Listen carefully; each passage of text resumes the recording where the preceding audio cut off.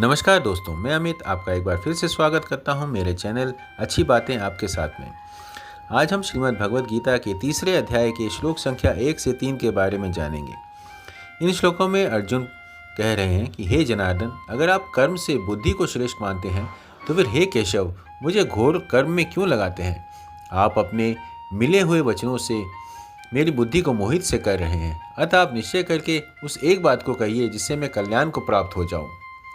भगवान श्री कृष्ण कहते हैं कि हे निष्पाप अर्जुन, इस मनुष्य लोक में दो प्रकार से होने वाली निष्ठा मेरे द्वारा पहले कही गई है। उनमें ज्ञानियों की निष्ठा ज्ञान योग से और योगियों की निष्ठा कर्म योग से होती है। ये दोनों ही निष्ठाएं लोक में होने के कारण लौकिक है। अतः कर्म योग और ज्ञान योग दोनों ही लौकिक निष्ठाएं हैं।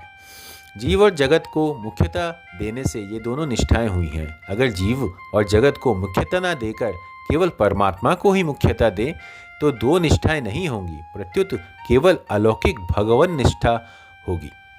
लौकिक निष्ठा कर्म योग ज्ञान योग में साधक का अपना उद्योग मुख्य होता है। वह साधन में अपना पुरुषार्थ मानता है, परंतु जब साधक भगवान को आश्रय मानकर साधना करता है, अपना उद्योग मुख्य नहीं मानता, तब उसकी निष्ठा अलौकिक होती है। कारण कि भगवान का संबंध होने से सब अलौकिक हो जाता है। जब तक भगवान का संबंध नहीं होता तब तक सब लौकिक ही होता है।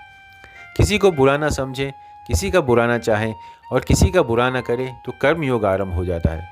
मेरा कुछ नहीं है, मेरे को कुछ नहीं चाहिए और मेरे को अपने लिए कुछ नहीं करना है, इस सत्य को स्वीकार कर लें तो ज्ञान योग आरंभ होता है। आज के लिए इतना ही। धन्यवाद। जय सिया राम।